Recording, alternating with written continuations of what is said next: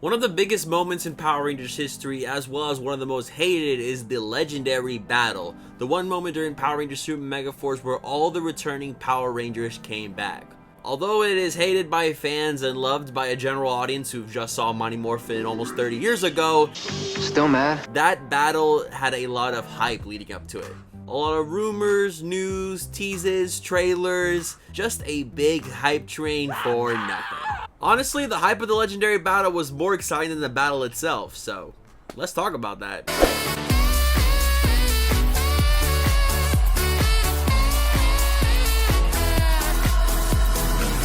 Hey, what's up everybody, it's Este here, and today we're talking about the not-so-hype train for Power Rangers Super Megaforce's legendary battle. And like many Power Ranger stories, this one also starts in Japan.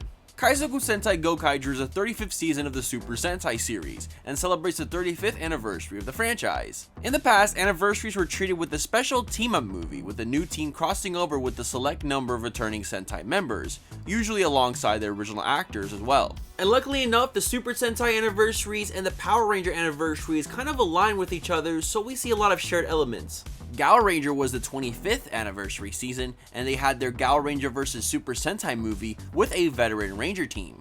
And with the use of old footage and dialogue, a team up with every Red Warrior up to that point, even with their own Zord fight. Wild Force was the 10th season anniversary for Power Rangers, and being inspired from their Sentai, have their own team up episode with every Red Ranger up until then, with most of the original actors, making for a fan favorite episode. Gokaiger was the 30th season, had their own Super Sentai Versus moment with returning veteran team and actors. Operation Overdrive was the 15th anniversary, and inspired by their Sentai of course, they had a two-part episode called Once a Ranger, following the same model of 4 heroes from the last 4 seasons and 1 extra character, with Aqua Red, disembodiment of all Red Warriors, swapped by Adam being MMPR Black. But in all these previous cases, I've showed you that the Sentai model works for Power Ranger anniversaries, and for the latest one of the 35th anniversary in 2011, Kaizoku Sentai Gokaiger, it was supposed to follow that exact same model. As for the 35th anniversary season, Toei, the creators of Super Sentai, wanted to make an anniversary all season long, combining new and interesting storylines from the past and present of Super Sentai, and having one team to connect them all together.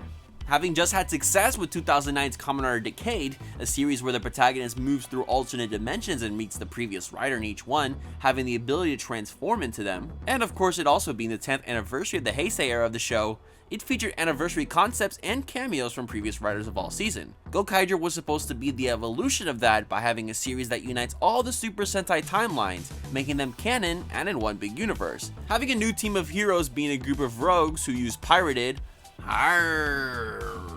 versions of the Super Sentai team's powers for their own. Then you bring in the cameos from old Rangers and boom, you have an anniversary season that'll last all year and a lot of toys to come with it as well. Episode 1 of that series, The Space Pirates Appear, aired February 13th of 2011 and opened with the invasion of the Space Empire Zanyak, and how the 34 previous Super Sentai teams would battle them in what was called the Great Legend War, before ultimately sacrificing their powers to destroy the Armada. The first 2 minutes of this episode was dedicated to the fight scene and quickly became a fan favorite for any Super Sentai fan. And ever since that moment, fans in the United States and Power Ranger fans in general around the world saw the potential this could have for a future Power Rangers adaptation. The amazement continued on with an extended version of this battle seen in Gokaiger Goseiger's Super Sentai 199 Hero Great Battle, with more action, returning Rangers, and the side quest from the Extra Rangers scene too, ultimately explaining how the Gokaigers got recruited into this fight. The movie also ended with the Gokaigers and the Gokaigers having to fight evil copies of all these previous Rangers, including an emotional scene in the White Void with many previous cameos, and a huge mecha battle featuring all the main past mechs of the many decades of the show. It was definitely showy alright, and fans loved it from the start and immediately thought, whoa, what if this was in Power Rangers? To be honest, I was like 10 years old and I thought that same thing too. The idea of mega huge crossover battles was a huge thing in the early 2010s for Super Sentai and Tokusatsu as a whole, as this event kind of inspired future movies that would kind of follow a similar pattern. Like a whole spin-off film series called Superhero Tyson, where you had the near 199 Sentai team up with the Kamen Riders, as well as spawning 4 more movie sequels after that one. They weren't really as good. So with all this team up hype though, how is Power Rangers gonna respond? As soon as that movie aired, fans were loud about their excitement for a possible Power Rangers version. In December 2011, there was even this YouTube video called Power Ranger Legendary War, which amassed over 1 million views simply by having the MMPR theme play over the battle from the film. But fans, in theory, had to wait a long time because 2011 and 2012 was all about Power Ranger Samurai and Samurai Sentai Shinkenger. We initially thought that we had to wait until 2015 to see any inch of Gokaiger stuff in the Power Ranger show. And that's because Nickelodeon had introduced a 2-year model for the Power Ranger seasons, basically splitting a show into 2 years. And since we had to go through all this Gokaiger footage to get anywhere in the first place, since they never really skipped Power Ranger seasons like that, fans were prepared to wait. But fans were in for another thing because we were about to get this battle early. In March of 2012, we got one of our first Power Rangers Legend War rumors, an interview by the Japanese Hyper Hobby magazine, an interview with Toei executive Takayuki Suzuki. The magazine asked, 2012 is also the 20th anniversary of Power Rangers, isn't it? With Suzuki responding, at first we got an offer from America to do something like 199 Heroes, but of course, Power Rangers started with Zyuranger, so the characters before that don't exist. So just get rid of those parts. That's a laugh. We can't do that either, so the discussion became, let's just film new footage with the 20 years worth that we do need. We also had a later question that goes like this. So then what are the prospects for Sentai, including Power Rangers in 2012? With Suzuki responding, in America it would be the 20th anniversary of Power Rangers, so they have put forth a lot of work. In preparation for that, they asked us to film the parts with the Sentai from Zyuranger on in Japan. We're currently setting up for that. When Power Ranger fans heard this, they went crazy. It would have been one of those rare circumstances where they would have the Japanese people make stuff for the American show. Something that hadn't been done since the early 90s with Mighty Morphin when they filmed new footage for Rita Repulsa, alongside new monsters, fight footage, and Megazord footage for what's called Ju 2. But the sad part is, we never heard anything past that magazine. There was no follow-up rumors, no set pics.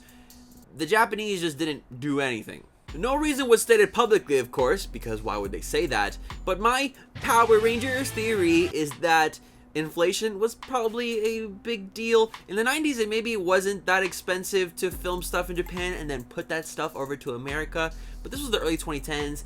HD was happening. There were bigger film crew. This is a big thing to ask for, a lot of extras to hire. So maybe it was something Saban didn't really want to pay for, because that's a lot of money. In June of 2012, it was revealed that Gokaiger would be adapted into Power Rangers Megaforce for the season after Samurai, and fans were already perplexed, especially seeing the success in Gokaiger Japan. Shortly after though, people off the fan site Henshin Justice talked to Ellie Deckel, president of Saban Brands, who confirmed Gokaiger as the second season adaptation. And with fans seeing the copyright of Power Rangers Ultra Megaforce, the hype was definitely so back. And shortly after that, we would see show descriptions for Megaforce that would say that there would be a return of many historic Rangers. As you can see, the hype is building back up. And in July, we would find out that Jason David Frank, the original Green Ranger Tommy Oliver, would possibly return for the 20th anniversary, saying this on Geekcast Radio. Probably, because that's probably what Saban's talking to my agent about tomorrow. I don't really have no clue what they're talking about, but they did mention, I don't know, I don't follow it a lot, but they did mention some 20-year anniversary thing. If Saban ever wanted me to do something, I would do it. But I would just want to let everyone know that if you hear any rumors about Jason Frank not doing the 20-year anniversary for any other reason, and I would tell everybody right now, I do things for fun. I would do it for all my fans, and I would do it for $1. So if it does not happen, it has nothing to do with me, has nothing to do with money, it has to do with Saban. So if, the fans did want to see me, they're already been calling and doing all this stuff, just bear with me, because if it happens, it has nothing to do with money, it has to do with doing stuff for you guys, and I would, if I'm having fun. You see? But here comes a big moment of Power Morphicon 2012, because that was when fans were in for some huge news about this legendary war. As at the end of the Power Rangers Super Samurai panel, a teaser trailer was shown for Power Rangers Megaforce, showing the usual Sentai footage over the new Rangers, new Zords, new Megazords, new weapons, things you hear over and over and over again. But at the end, it gave light to the mother of Mega Battles, while then showing clips from the 199 Great Hero Battle, and the room erupted.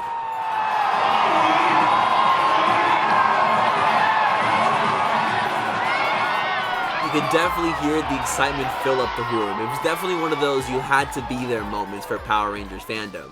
Also in that panel, it was said that this season, this next upcoming Megaforce season, had one of the biggest budgets for Power Rangers ever. So after saying that, fans were like, oh, this is going to be epic. And in December of that year, it was revealed that this second season, where the war will take place, will be called Power Rangers Super Megaforce. And here we are now in 2013, the year Power Rangers Megaforce started airing on Nickelodeon. And its episode 1 started similarly to Gokaiger, with its legendary battle. We would see the Lightspeed Rescue Rangers jumping out at us, followed by the Wild Force, and then every Ranger running into battle. It goes on for about 15 seconds before being revealed it was just a dream from the future Red Ranger. There is one thing to note though, we did have one original shot in this dream sequence. That was the Samurai Red Ranger with some SPD, Mystic Force, and Jungle Fury Rangers. We just saw that because the legendary battles still hadn't been filmed yet. Another dream sequence was shown in episode 4, no original footage this time, but it showed the Ninja Rangers fighting together, the Mighty Morphin Red throwing punches, and the Jungle Fury Red and the Red Dye Ranger together. Yeah, this is one of the biggest problems of adapting the Legend War. It was going to be very hard to go around those 15 Super Sentai seasons not adapted into their own Power Ranger seasons. So ultimately, some of them had to be shown. But there's gotta be some explanation for that, right? Right? Right? Right? There's a simple explanation for that. The dreams had zero explanation throughout all of Megaforce and Super Megaforce. Spoiler alert, it was supposed to have this Chosen One storyline with Troy being connected to the Morphin Grid and Robo Knight, but that didn't end up happening, so he just had these dreams just because he's a psychic. That's a Raven, Madam Web, I don't know. But now that the show is airing, we are finally getting some more rumors and news about the future of Power Rangers and their legendary battle, with JDF going on his Facebook page and talking about the chances of him being in Megaforce. They called me before, but I have no clue or if I'm even free. But if they ask, I would try my best to do a few episodes. Dealing with Hollywood is not easy. I honestly think though that all 100,000 E-Squad members though could beat the legendary Rangers. That's just me though. To join our army, subscribe with the notification bell to join the E-Squad today. And hey, E-Squad comment of the day, leave a funny comment down below, put the E-Squad in it, and you might be in the next video. So with Jason David Frank stirring the pot of what was happening with the rumors, a big thing now going through most Power Ranger people in their heads is who would be returning in this battle. I found this YouTube channel from 2013 called Megaforce News, which basically uploaded Instagram filter like images as videos and talked about the news from Megaforce and what was happening on the set. And it was all with excitement, even if it was the smallest thing. Lost Galaxy Rangers return!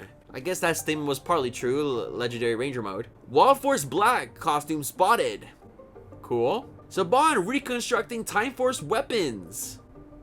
Alright. And this actually cool pic of the warehouse featuring all the helmets and suits from Power Rangers history. I wish we had that in high definition though.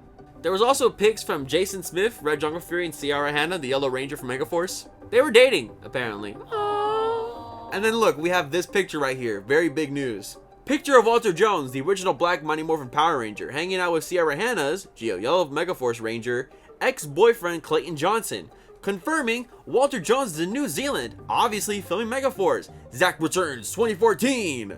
That may have been one of the reachiest reaches in Reach history. Walter did not show up.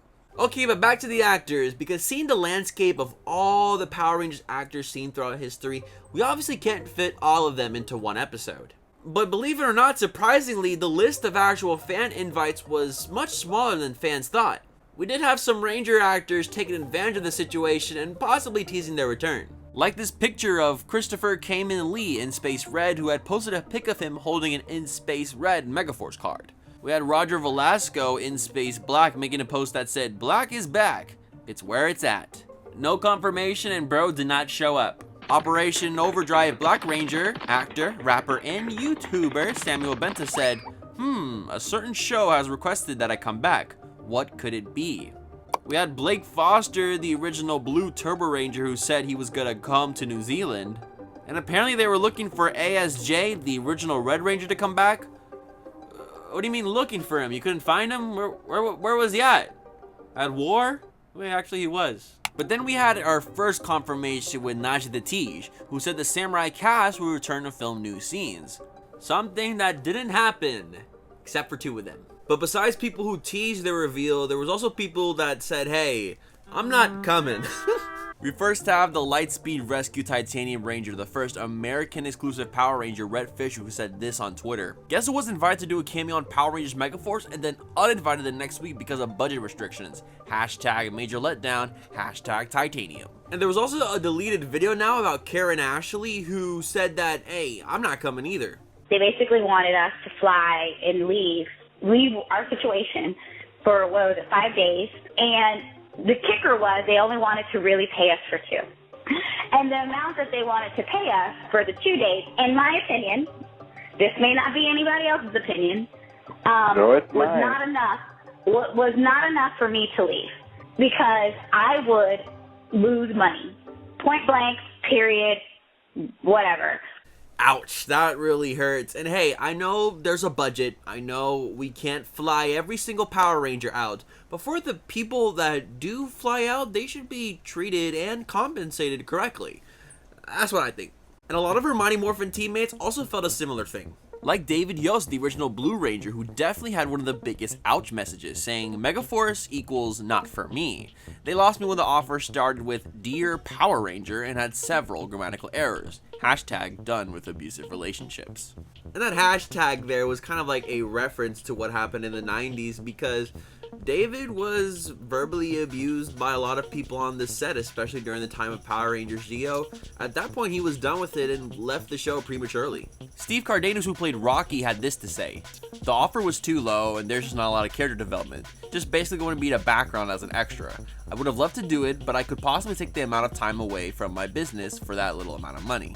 I'm sorry, but I believe that it's them that's letting the fans down because they want to get away with paying too little. I hope you understand.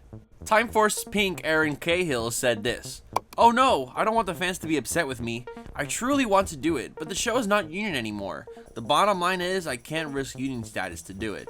That was said in private to a user, Furry Diamond, and basically it was up to the fans to really figure out who was coming, who was not coming. Valerie Verne on Last Galaxy Pink said, 1 month wasn't enough time, especially when you have kids. If I was given 2 or 3 months to plan for it, I could have gone. I'm so bummed. I was looking forward to see some of my old friends. Maybe I'll do another one soon. I'd love to be in the next one. Spoiler alert, they were never in the next one, or the next one, or the next one. Walter Jones, the original Black Ranger, said this: I just want to say sorry for all the Power Ranger fans. I will not be in Super Megaforce. It would have been great though. There was also actors from recent seasons like Erica Fong and Steven Skyler, both from Power Ranger Samurai, who also declined the invitation. But there was also another big issue too, that there was a lot of people invited, then uninvited, but there was also some Rangers who weren't invited at all. Matt Austin, the SPD Green Ranger, came out and said, hey, none of my cast was invited. I then found this list made by Toku Chris in 2013, which was covering all the invited and not invited to the show. SPD Rangers, not invited. Jungle Fairy Purple, the Mighty RJ, not invited. Ninja Storm Red, Green, and Blue, not invited. Mystic Force Blue and Green, not invited. RPM Black, the Great Dylan, not invited. And that was just the actors and actresses that spoke out publicly. You can imagine for the rest of the Power Rangers history, it was either, hey, you invited but got uninvited, or you didn't get invited at all. Simple. And also besides them, it seems that Rangers not in the main teams like Trey of Triforia and the Mighty Morphin Alien Rangers were simply not invited to the show either. Comment question of the day: who would have you liked to see return Legendary Battle? SPD Rangers? I would have loved to see them, but hey, let me know in the comments, leave a like to lock in your answer, 1,500 likes and I'll do more videos just like this one. But I think what really hit the worst is for those actors who got invited then uninvited. Like, how does that work? It's like you give me a party invitation, like, oh, I'm gonna come, and then they say, actually, I'm gonna take that back. We're at capacity. Like, what do you mean? Party ain't happened yet. Blake Foster got one of these offers and started getting ready for the show, but was denied. There was also, of course, the Samurai Blue Ranger, Nashi the Tease, who got one of those offers revoked. And then, of course, there was Overdrive Yellow and Black, which was weird considering they were one of the few Disney members who were apparently asked. But I want to talk about real quick that letter that David Yost was talking about, that Dear Power Ranger one. I managed to find the original thread, the Ranger Crew thing by Fury Diamond, and we have that email. Let's read it out. With this first one being the original invite letter. We have been entertaining the possibility of past Rangers joining us for the longest time, and didn't think it was possible to do so. Due to so many requests from a number of past Rangers, as well as an overwhelming amount of requests from the fans too, we as a production talked it over and agreed that it is a fabulous idea that we would like to make it happen. You have been promoted! This is also a wonderful opportunity to acknowledge all the loyal fans and thank them for their support over 20 years. We want this to happen, and we want as many of you as possible to be over here with us. Next comes the nitty-gritty of organizing such a task. The unfortunate reality is that including past Rangers was not part of our original budget. Hello?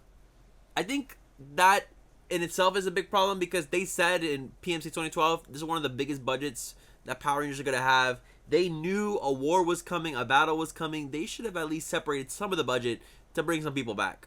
In order to include as many of you as possible in this shoot, we do not have massive funds at the individual level to offer each of you.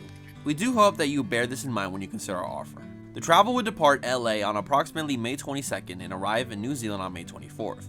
This day would be for fittings. Then filming would take place on May 25th and May 26th. May 27th will be a sightseeing day that we will organize with your flight departing that evening. New Zealand is a beautiful country, and the current Rangers and crew here would all be honored to have you join us for this special 20th anniversary. We will try our best for sunny weather while you're here too.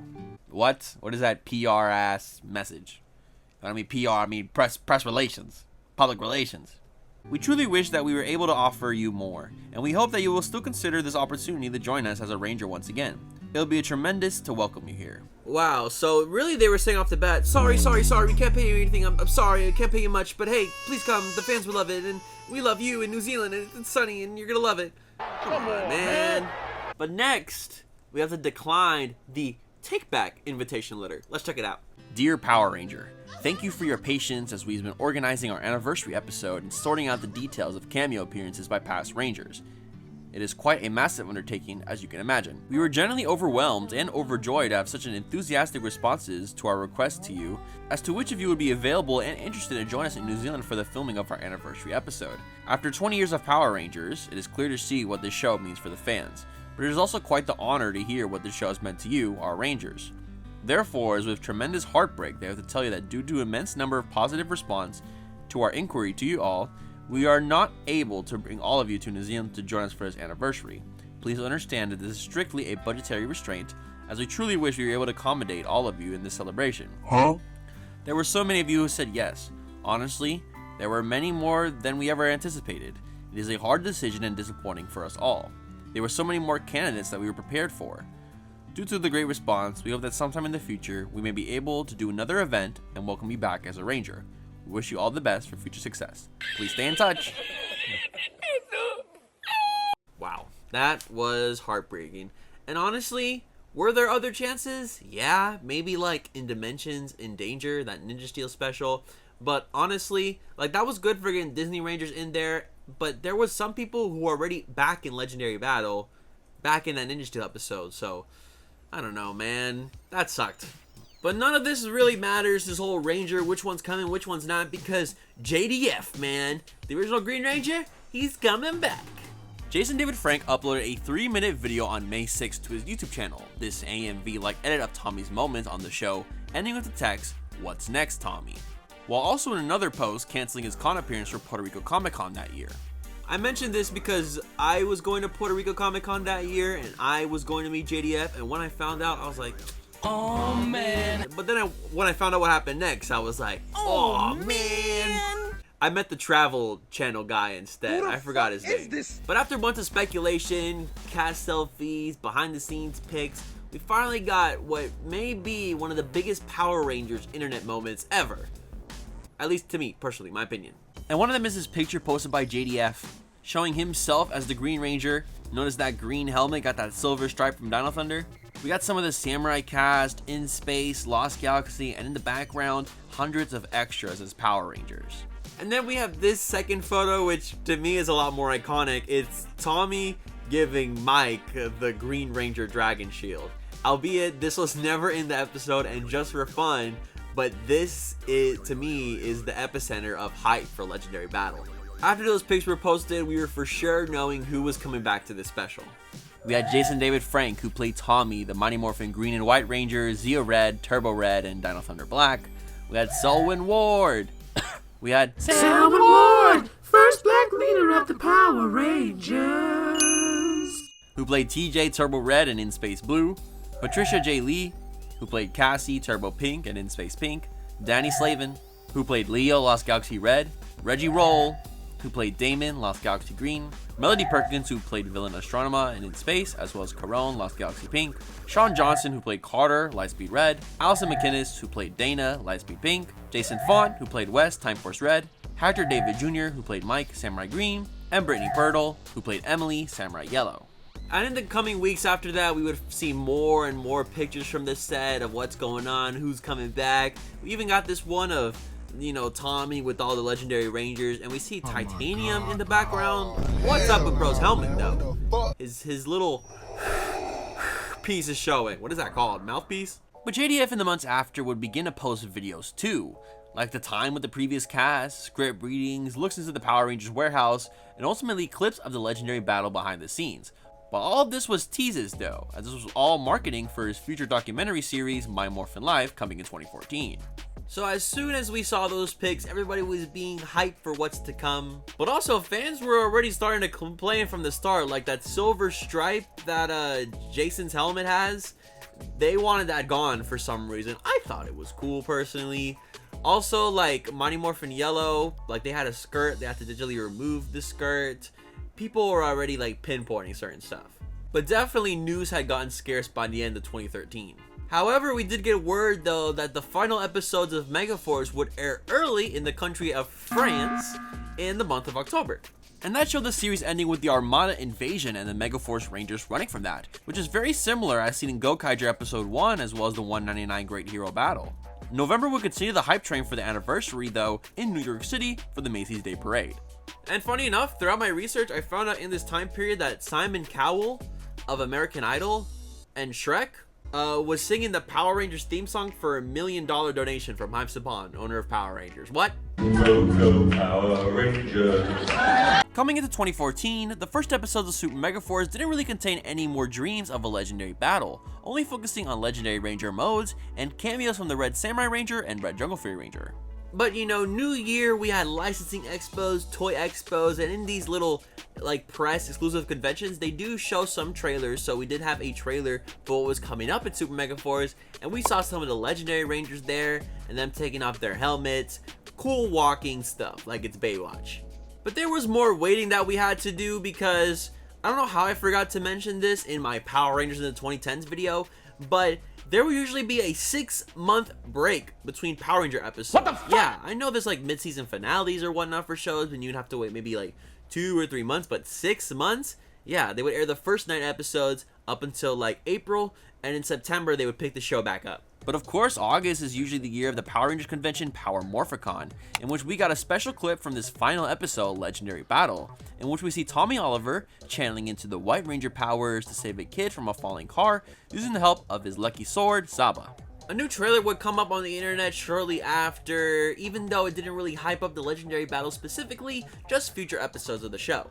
I also found a funny pic of Bro, that's literally the social media manager right there. Wasn't doing much. I bet the helmet you can't see what you're typing. We then got word that the French channel Canal J would be airing the episodes earlier, similar to last year. The episode that being episode 20, aka the finale of Power Rangers Super Megaforce titled Legendary Battle, which aired September 19th, 2014 in France. And clips will be uploaded publicly to YouTube for the whole world to see as soon as the next day. And as soon as that happened, it got on the internet, social media, everybody was seeing clips of Legendary Battle. And they weren't liking it. It didn't matter that the episode was in French and they didn't know a word that they were saying. I'm learning French, by the way. Duolingo, shout out, not sponsored. But they were just looking at it and they weren't amused. The episode would air in English during its UK broadcast on October 3rd, followed by the Russian broadcast in their country on the 12th. The episode wouldn't air until America until November 22nd, hyped up with a promo the week before, showing off the Legendary Rangers, as well as giving focus onto Tommy Oliver. Now, to defeat evil once and for all, they'll need the ultimate power. Him. Hey guys. But after 2 months, the online fans saw it, everybody would witness this unlegendary battle, as there was a lot of problems. 2 years.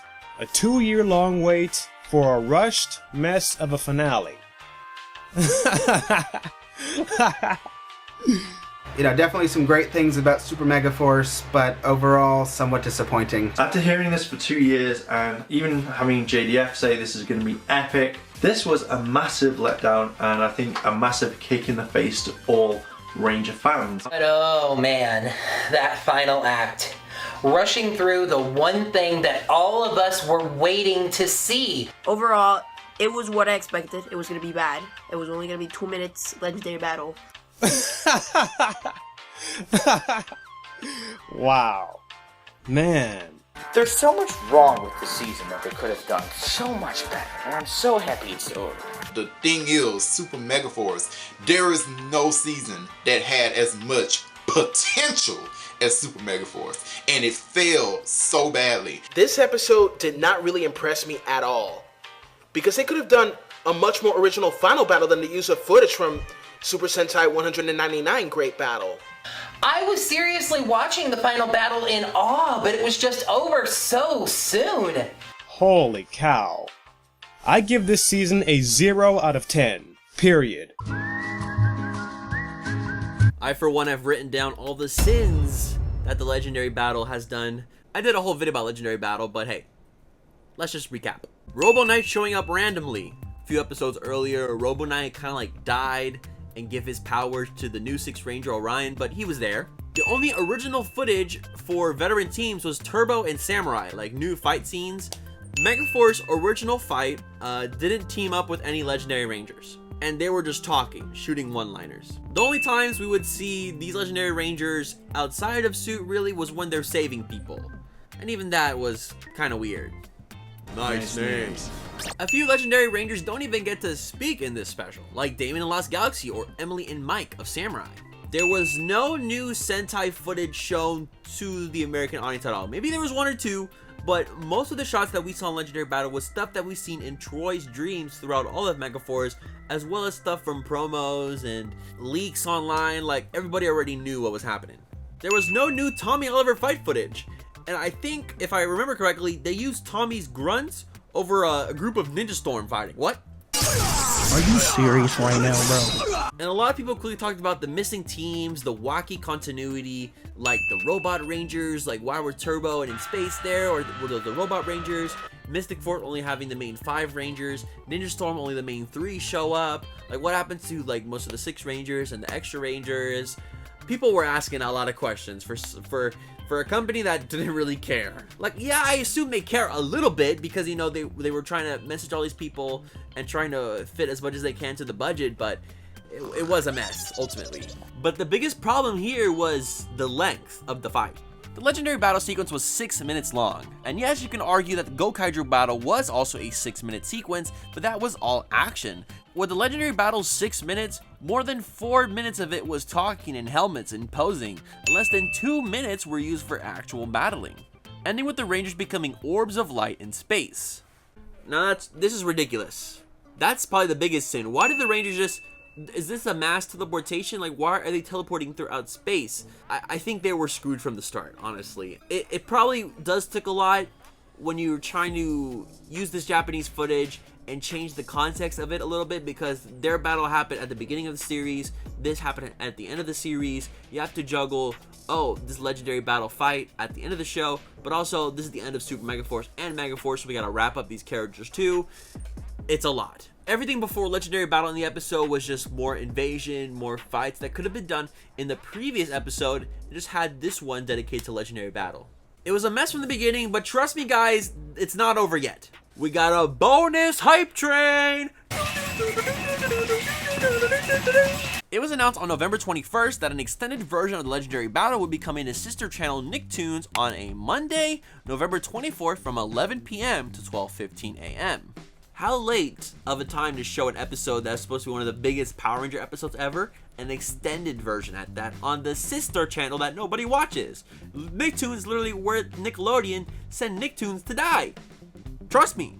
Also, this was announced a day before the original episode premiere on Nickelodeon. Were they preparing a bad response from fans? Fans had already quickly moved on from the Legendary Battle hype train over to the new hype train, which was Dino Charge, that had a promo shown after Legendary Battle, which honestly, promos for the next season at the finale of this one isn't really normal for like US Power Ranger stuff. So people were seeing the Dino Charge trailer, the new like villain like Sledge and all the new Rangers, and I don't know, the camera work looked different. There was just a different vibe to Dino Charge that fans were liking a little more. But hey, the extended battle eventually aired on Nicktoons. It got its own DVD in the future, and these, according to Token Nation, are the changes in that extended edition. The episode was 55 minutes long, with 8 minutes of additional footage being added to both episodes. Notably, The Wrath, which featured extended scenes such as a longer fight scene with the new powers, suits not seen in Power Rangers. Another cinema sin, ding! The characters of Mr. Burley and Ernie would get some extended scenes. The villain Levere would get some more dialogue. The scene where Tommy saves a boy from a falling car became longer. There's now extra dialogue before the Power Rangers fight the last general. There's an exporters battle that became longer. There was a new Legendary Ranger mode where the Silver Ranger became Mighty Morphin Green, giving the gold shield to Super Megaforce Red, where he would become Mighty Morphin Red. Kinda badass though, with the shield. I love that. Even though that was Sentai footage, I still love it. The best addition was this entire new scene where the Super Megaforce Rangers used all of their Legendary Ranger modes to fight Emperor Mavro, even using super modes with the teams too. We even got a helmetless morph scene, a trend started during finales of Super Sentai episodes. And yes, the helmet morph was cool. I used to rewatch that every time when I was 14 years old. And, you know, that extended battle too, because, you know, you saw every legendary battle, even ones that don't exist in Power Rangers. But I love it. Why did Noah morph from Super Megaforce to Megaforce Ultra Mode Blue? I don't know.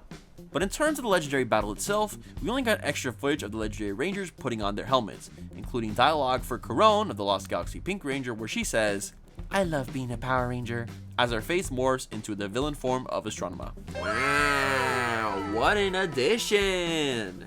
And while this did have its cool moments, fans were still, weren't that much amused. Maybe they were 10% more amused. Opinion-wise, though, how I feel about the extended edition, I felt like it was a better finale episode than Legendary Battle, because Legendary Battle, that was a rush. But this, where you got the proper final morph and proper final battle, it was a better finale for the Super Megaforce Rangers. But in the end, despite the highs and lows, the anticipation and disappointments, the not-so Power Rangers Legendary Battle hype journey was one filled with fever-like excitement and big imaginative speculation.